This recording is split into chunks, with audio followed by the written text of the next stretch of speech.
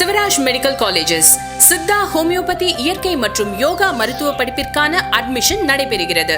தொடர்புக்கு 9842721500.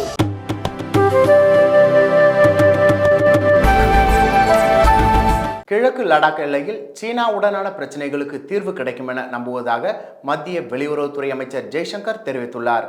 ஜெய்சங்கர் செய்தியாளர்களிடம் பேசுகையில், சீனாவுடனான இருதரப்பு வர்த்தகம் ஏன் அதிகரித்து வருகிறது என செய்தியாளர்கள் எழுப்பிய கேள்விக்கு பதிலளித்த அவர், 2014க்கு முன் உற்பத்தி துறையில் போதிய கவனம் செலுத்தப்படாததால் இதுபோன்ற சூழல் ஏற்பட்டுள்ளது.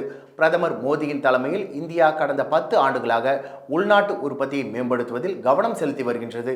இந்தியா தனது உள்நாட்டு உற்பத்தி மற்றும் ஒட்டுமொத்த பொருளாதாரத்தை உயர்த்துவது அதன் வெளியுறவு கொள்கைக்கு பெரும் பலம் சேர்ப்பதாக உள்ளது. இது உலகளவில் நாட்டின் செல்வாக்கை விரிவுபடுத்தவும் பொருளாதார முன்னணியில் சீனாவுடன் போட்டியிடவும் வழிவகை செய்கிறது. சீனா போன்ற அண்டை நாடை நாம் கொண்டிருக்கையில் நாம் போட்டியிட கற்றுக்கொள்வது மிகவும் அவசியம். உள்நாட்டில் பலத்தை வளர்த்து கொண்டால் நமது உள்நாட்டு கொள்கையைப் போலவே நமது வெளியுறவு கொள்கையும் சிறப்பாக இருக்கும். எல்லையில் அமைதியும் ஸ்திரத்தன்மையும் இல்லை என்றால் நீங்கள் எப்படி இயல்பான உறவை பேண முடியும்? ஒட்டுமொத்த உறவுகளை இயல்பாக்குவதற்கு எல்லையில் அமைதி முக்கியமானது என்பதை இந்தியா தொடர்ந்து பராமரித்து வருகிறது.